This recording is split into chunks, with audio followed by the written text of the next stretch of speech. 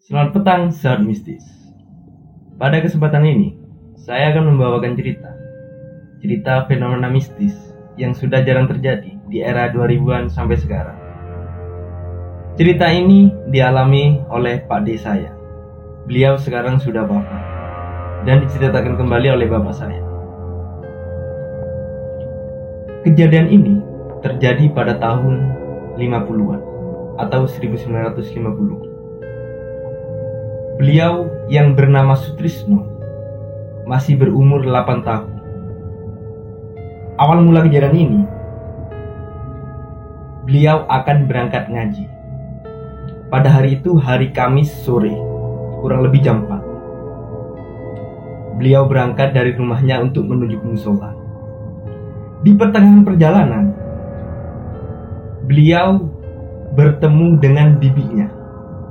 Pada waktu itu bibinya masih tidak tinggal di rumahnya intinya. Bibinya itu beda desa dengan beliau yang bernama Sutrisno itu. Pada pertengahan perjalanan, beliau bertemu bibinya dan bibinya mengajak beliau untuk pergi bersama bibinya. Namanya anak kecil dan diajak oleh bibinya sendiri, tentunya mau. Akhirnya beliau ikut dengan bibinya. Dengan penuh kesadaran, di tengah perjalanan masih berupa bibinya.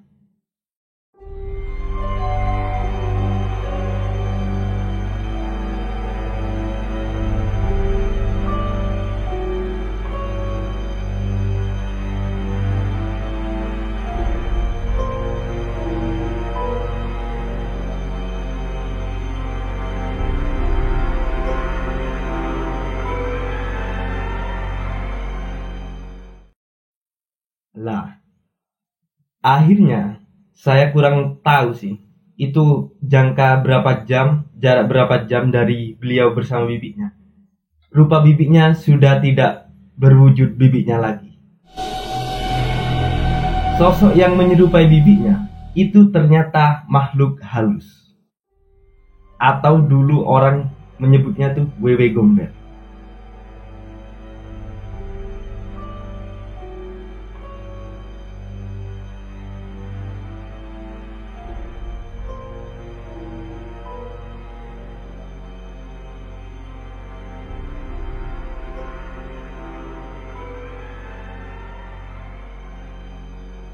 Pertengahan perjalanan, sosok itu sudah berubah wujud. Tapi, sosok itu tidak sendirian. Pada pertengahan perjalanan, sosok itu menjadi dua. Menjadi sepasang suami istri. Intinya, sosok itu laki-laki dan perempuan. Yang laki-laki, menurut ceritanya, suaranya sangat menggelegar. Bak petir yang menyambar bumi. Sebaliknya, suara sang perempuan itu sangat kecil sekali. Cerita ini diceritakan oleh bapak saya. Kalau menyebutnya orangnya itu kecil, sangat kecil sekali suaranya. Akhirnya, tapi nggak tahu ya, anehnya pada saat itu beliau yang bernama Sutrisno itu, dia tidak merasa takut atau tidak merasa aneh. Namanya anak kecil, beliau sudah ikut saja. Akhirnya beliau diajak jalan, terus menyusuri jalan. Pada saat memulai perjalanan, sang Sutrisno ini dikasih semacam kayak plat, atau kita nyebutnya itu batangan besi panjang kurang lebih setengah meter. Oleh sosok itu disuruh ditaruh di selempang, diselempangkan lah, kasarannya seperti itu. Akhirnya beliau terus jalan ke arah timur. Oke, saya mau tarik mundur sebentar ya. Beliau yang bernama Sutrisno ini tinggal bersama mbahnya, cuma berdua dengan mbahnya. Tinggal di desa Curadringu, Kecamatan Tongas, Kabupaten Probolinggo. Seingat beliau, beliau diajak jalan ke arah timur, hingga akhirnya berhenti di suatu tempat, dan dua sosok itu menerangkan bahwasanya ini Sentono. Beliau dikasih makan oleh dua sosok makhluk tersebut, dikasih makan ikan laut. Saya tidak tahu detailnya. Dan di situ ikannya itu tidak ada kepalanya. Intinya beliau makan ikan tanpa kepala. Akhirnya dua sosok tersebut menerangkan kalau perjalanan ini dilanjut ke Alas Purwo, yang tempatnya itu Sembulungan namanya. Nama tempatnya itu Sembulungan di Alas Purwo. Tapi entah kenapa, menurut dari keterangan cerita misalnya, dua sosok tersebut seakan tidak kuat membawa Sutrisno ini ke arah timur. Jadi akhirnya beliau dibawa ke arah barat, dari Probolinggo ke arah barat.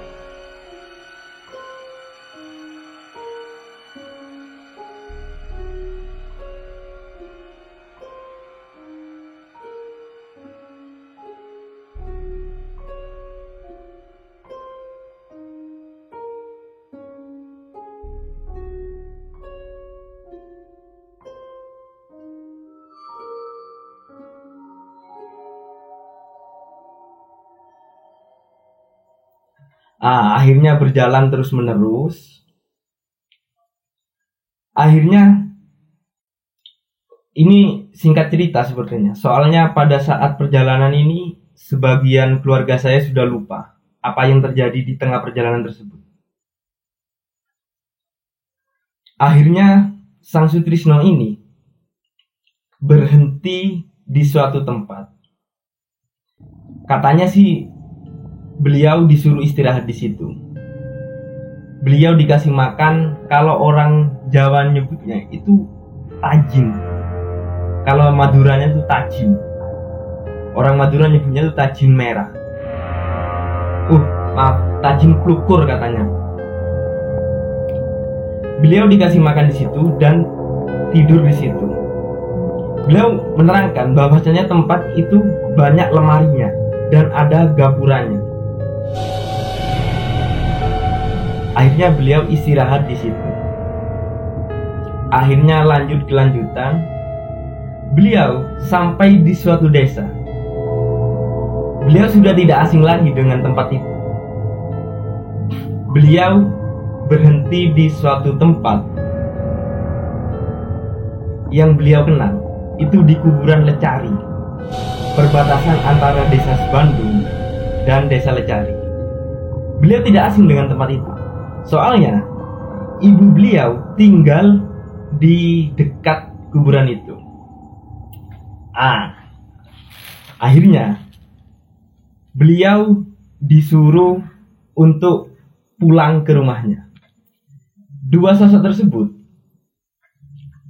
menunjuk ke arah rumahnya dan berbicara, "Itu rumahmu, kamu pulang sana." Akhirnya Sang Sutrisno ini berjalan menuju ke arah rumahnya. Lah, setelah jarak kurang lebih 50 meteran, Sutrisno ini dipanggil kembali. "Hei, sini. Sang Sutrisno bertanya balik, "Apa? Plakatmu?" Suruh kembalikan. Menurut beliau, ini ternyata plakat ini yang menyembunyikan saya dari pandangan orang. Akhirnya plakat itu dikembalikan. Akhirnya Sang Sutrisno itu berjalan ke rumahnya, ke rumah ibunya. Saya kasih gambaran. Rumah ibunya dari perjalanan awal ini melewati satu kota. Intinya beda kota, dari Kabupaten Probolinggo sampai ke Kabupaten Pasuruan. Akhirnya sampai di situ, semua keluarga itu semua bingung. terutama ibunya. Lu Tris, karo sopor ini kon. Tapi semacam Sutrisno itu kayak gimana ya? Kayak linglung gitu. Menurut informasi dari ibunya, sang Sutrisno ini membawa 1 bungkus kopi dan 1 bungkus gula. Ibunya bertanya, oleh tekon di kon kopi karo gula itu? Sang Sutrisno tidak menjawab.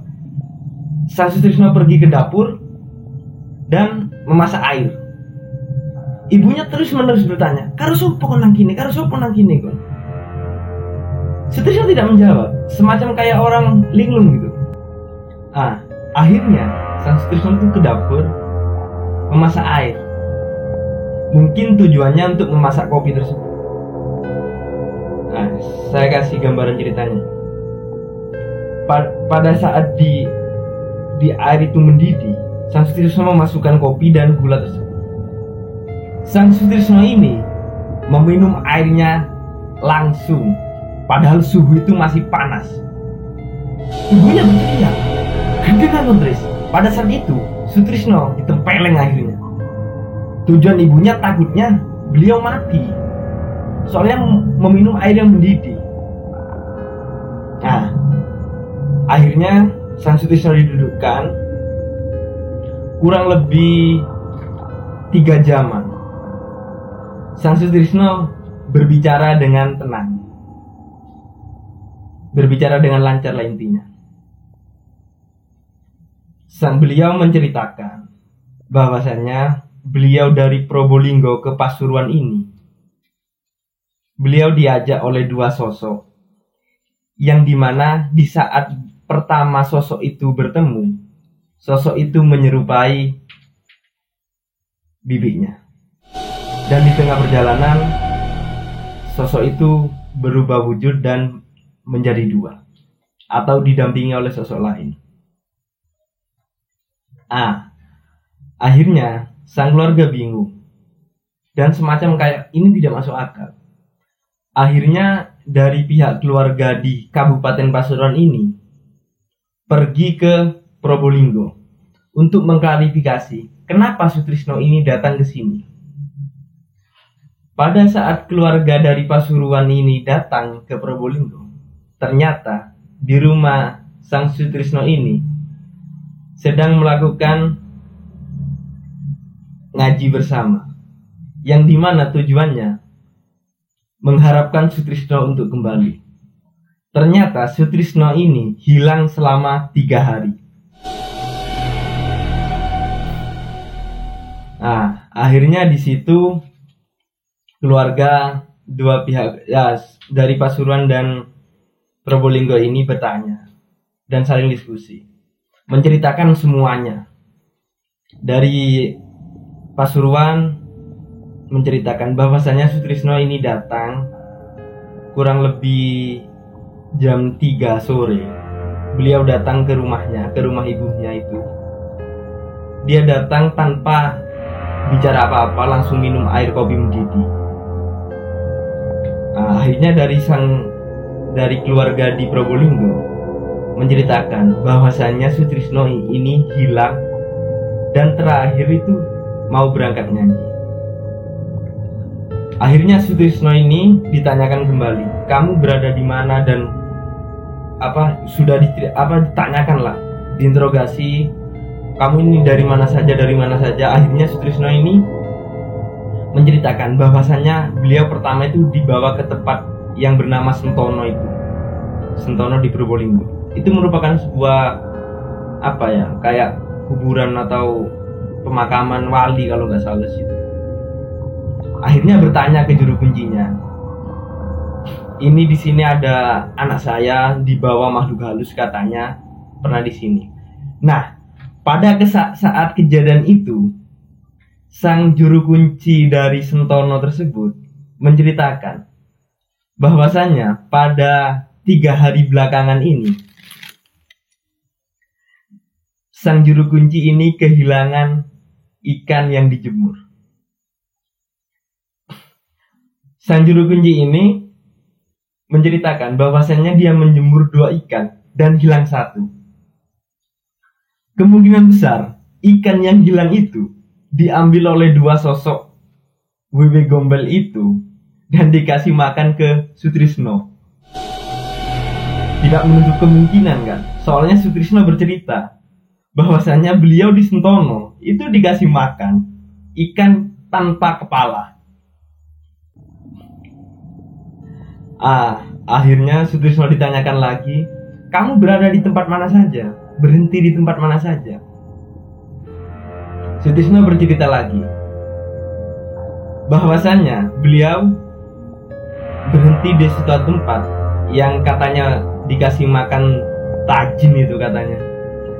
Beliau menceritakan bahwasannya banyak lemari di situ dan ada gapurannya. Kemungkinan besar tempat itu adalah suatu kuburan yang namanya kuburan di daerah Wonokerto. Kuburan tersebut dekat dengan rumah sang ibu tersebut. Beliau menceritakan sampai akhirnya beliau dilepaskan di daerah kuburan yang di desa Lecari tersebut. Akhirnya sang keluarga sudah menemukan, dan di situ waktu Sutrisno itu hilang 3 hari 3 malam itu, dari pihak keluarga dan orang kampung tersebut keliling desa untuk mencari Sutrisno itu. Dulu itu kalau ada kejadian anak kecil diculik jin atau diculik Wewe Gombel itu, ada tradisi keliling dengan menabuh sebuah kentongan atau apa. Orang dulu itu menyebutnya itu duduk neng. Jadi semacam kayak patrol keliling desa sambil ada yang berjoget-joget, dan di situ kebudayaannya tuh ya, ada satu wanita saja itu membuka bajunya sambil berjoget dengan tujuan sang Wewe Gombel tersebut berjoget mengikuti aluran musik itu, sehingga anak yang diculik tersebut dilepaskan. Tapi apa boleh buat, selama 3 hari tersebut tidak membuahkan hasil, karena Sutrisno itu dibawa ke arah barat, yang dimana ke arah Pasuruan. Kurang lebih seperti itu sih ceritanya. Kalau fenomena ini sekarang sudah jarang terjadi. Entah mengapa, entah bagaimana. Tapi kalau dulu itu sebenarnya sudah banyak yang terjadi, anak kecil diculik Wewe Gombel. Sebenarnya saya mendapat banyak cerita tentang cerita tersebut, tapi saya untuk sementara ini saya mengangkat satu cerita saja. Untuk cerita yang selanjutnya saya akan ceritakan di video selanjutnya. Baik teman-teman, sahabat mistis, terima kasih telah menonton video ini. Yang belum subscribe, klik tombol subscribe dan aktifkan loncengnya. Apabila Anda kurang jelas dengan narasi yang saya berikan, bisa komentar di link komentar. Terima kasih dan selamat